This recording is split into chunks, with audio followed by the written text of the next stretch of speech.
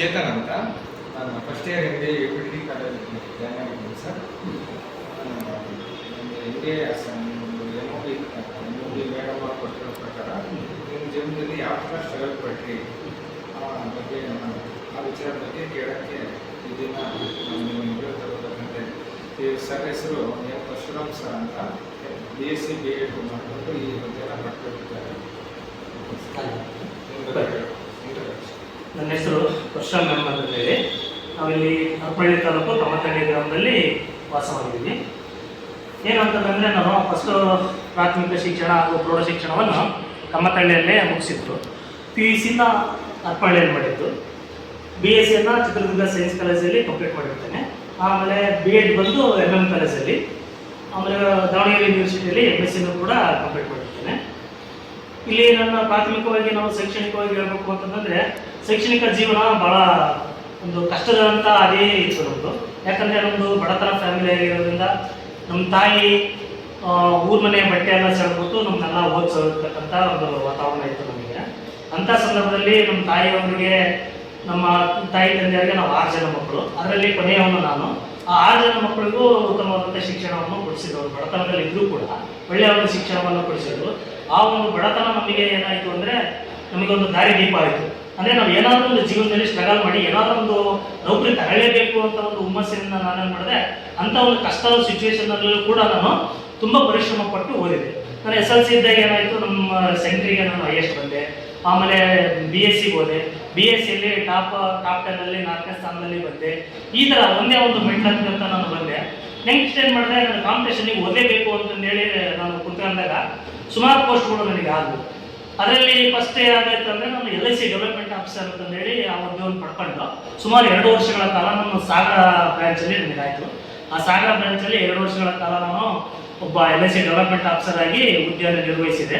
But ಅಲ್ಲಿ ಏನಾಯಿತು ಅಂದರೆ ಟಾರ್ಗೆಟ್ ಜೀವನ ಇರೋದ್ರಿಂದ ನಮಗೆ ಏನಾಯಿತು, ಅಲ್ಲಿ ಟಾರ್ಗೆಟ್ ರೀಚ್ ಆಗಕ್ಕಾಗದೇ ನಾನೇ ಅದಕ್ಕೆ ರಿಸೈನ್ ಮಾಡಿಬಿಟ್ಟು ಮತ್ತೆ ನಾನು ಫರ್ದರ್ ಮುಂದಿನ ಒಂದು ವೃತ್ತಿ ಜೀವನವನ್ನು ಪ್ರಾರಂಭಿಸಬೇಕು ಅಂತಂದೇಳಿ ಧಾರವಾಡಕ್ಕೆ ಹೋಗಿ ಕೂತ್ಕೊಂಡು ಅಲ್ಲಿ ಕೋಚಿಂಗು ತಗೊಂಡು ಓದಕ್ಕೆ ಹಚ್ಚಿದೆ. ಆ ಓದ್ತಕ್ಕಂಥ ಸಂದರ್ಭದಲ್ಲಿ ನನಗೆ ಸುಮಾರು ಒಂದು 2013ರಲ್ಲಿ ಹೈಸ್ಕೂಲ್ ಅಪಾಯಿಂಟು ಬಂತು. 1:2 ವೆರಿಫಿಕೇಶನ್ ಆಯಿತು. ಬಟ್ 1:2 ವೆರಿಫಿಕೇಶನ್ ಆಗಿದ್ದು ಫೈನಲ್ ಇದರಲ್ಲಿ ನನ್ನ ಹೆಸರು ಡಿಸ್ಪ್ಲೇ ಆಗಲಿಲ್ಲ. ಓಕೆ, ಅಲ್ಲಿಯೂ ನಾನೇನೋ ಸಫರ್ ಆಗಲಿಲ್ಲ.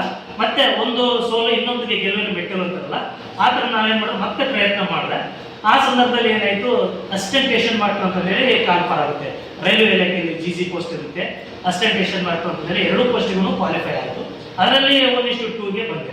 1:2ಗೆ ಬಂದು ಆಲ್ಮೋಸ್ಟ್ ಇನ್ನೇನು ನನ್ನ ಗೋಲ್ ರೀಚ್ ಆಗಿದೆ ಅಂತ ಹೇಳಿ ಸಂತೋಷ ಪಡ್ಬೇಕಾದ್ರೆ ಆ ಒಂದು ಇದನ್ನು ಕೂಡ ನನಗೆ ಆಗಲಿಲ್ಲ. ಅಲ್ಲಿ ಏನಾಗ್ಬಿಡ್ತು, ನನಗೆ 1:2 ಫೈನಲ್ ರಿಸಲ್ಟ್ ಅನೌನ್ಸೇ ಆಗಲಿಲ್ಲ. ಅಂಥ ಸಂದರ್ಭದಲ್ಲಿ ಇದು ಬಿಡಬಾರ್ದು, ಏನಾದರೂ ಮಾಡಿ ನಾನು ಸ್ಟ್ರಗಲ್ ಮಾಡಿ ನಾನು ಮತ್ತೆ ಸರ್ವೈವಲ್ ಆಗಬೇಕು ಲೈಫ್ ಅಂತಂದೇಳಿ 2016ರಲ್ಲಿ SDA FTA ಕಾಲ್ಫರ್ ಆದವು. ಆಮೇಲೆ ಏನಾಯಿತು, SDAನಲ್ಲಿ ಅಲ್ಲೂ ಕೂಡ ನಮಗೆ ವೆರಿಫಿಕೇಶನ್ ಬಂತು. 1:2ನಲ್ಲಿ KPSC ವೆರಿಫಿಕೇಶನ್ ಮಾಡಿದೆ. ಬಟ್ ಅಲ್ಲೂ ಕೂಡ ನನಗೆ ಫೈನಲ್ ಸಕ್ಸಸ್ ಆಗಲೇ ಇಲ್ಲ. ಅಂಥ ಸಂದರ್ಭದಲ್ಲಿ ಏನಾಯಿತು, ನಾನು ಬೇಡ ನೀವೆಲ್ಲ ಸಂಜಾಬ್ ಏನೂ ಬೇಡ, ನಾನು ಓದಿ ದೊಡ್ಡ ಉದ್ಯೋಗ ಹೋಗ್ಬೇಕು ಅಂತಂದೇಳಿ KSC ಪ್ರಿಪೇರ್ ಆಗ್ತಂತ ಕೂತೆ.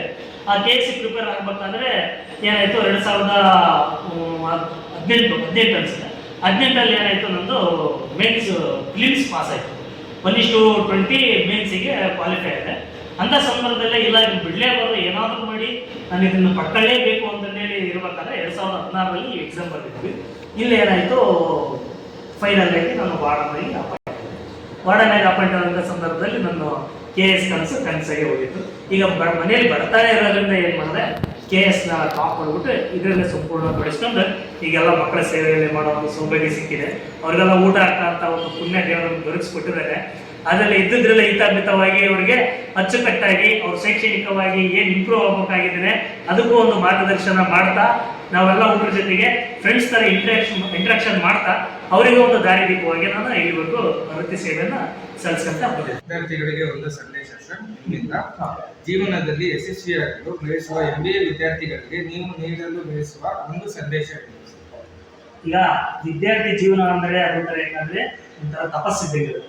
ಆ ತಪಸ್ಸು ಯಾವ ಥರ ತಪಸ್ ಮಾಡಿ ಜ್ಞಾನವನ್ನು ಸಂಪಾದನೆ ಮಾಡಿಕೊಂಡು ಅವನು ಅಲ್ಲಿಂದ ಏನಾಗ್ತಾನೆ, ಒಂದ್ಸಲ ಜ್ಞಾನ ಪ್ರಾಪ್ತಿ ಆಯ್ತಂದ್ರೆ ಅವನು ಅಲ್ಲಿಂದ ಥ್ರೋಟ್ ಅವನು ಜೀವನವರೆಗೂ ಕೂಡ ಅವನು ಒಂದು ತಪಸ್ಸಿಗಾಗಿ ಏನು ಇದಾಗ್ತಾನಲ್ಲ ಅದೇ ಥರ ವಿದ್ಯಾರ್ಥಿಗಳ ಜೀವನದಲ್ಲೂ ಕೂಡ ಈ MBA ಅಂತಕ್ಕಂಥ ನಿಮ್ಮ ಕೋರ್ಸ್ ಏನೈತಲ್ಲ, ಇದು ಒಂದು 2 ವರ್ಷ ನೀವು ತಪಸ್ತರ ಏನೋ ನೀವೇ ಅಧ್ಯಯನ ಮಾಡಿದ್ದೆ ಆದರೆ ಇಲ್ಲಿ ಬರ್ತಕ್ಕಂಥ ಸ್ಕಿಲ್ ಇರ್ಬೋದು, ಫೈನಾನ್ಷಿಯಲ್ ಮ್ಯಾಟರ್ ಇರ್ಬೋದು, ಕರೆಂಟ್ ಇವೆಂಟ್ ಇರ್ಬೋದು, ಏನೇ ಒಂದು ವಿಚಾರಗಳನ್ನು ನೀವು ತಲೆ ತುಂಬಿಟ್ಟು ಈ ಓಪನ್ ಮಾರ್ಕೆಟ್ ಏನು ಬಯಸ್ತಾ ಇದೆ ಅದನ್ನೆಲ್ಲ ನೀವು ಕ್ಲೀನಾಗಿ ಅನಲೈಸ್ ಮಾಡ್ಕೊಂಡ್ರಿ ಅಂದ್ರೆ ನಿಮ್ಮ ಜೀವನ ಖಂಡಿತ ಸಕ್ಸಸ್ ಆಗುತ್ತೆ.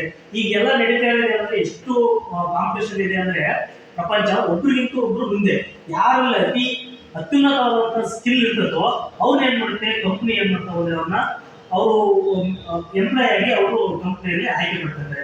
ಹಾಗಾಗಿ ನೀವು ಏನ್ ಮಾಡ್ಬೇಕು ಬೇಸಿಕಲಿ ಅಂತಂದ್ರೆ ನನ್ನ ಪ್ರಕಾರ ನೀವು ಸ್ಕಿಲ್ ಗಳಿಗೆ ಬಹಳ ಮಹತ್ವವನ್ನು ಕೊಡಬೇಕು.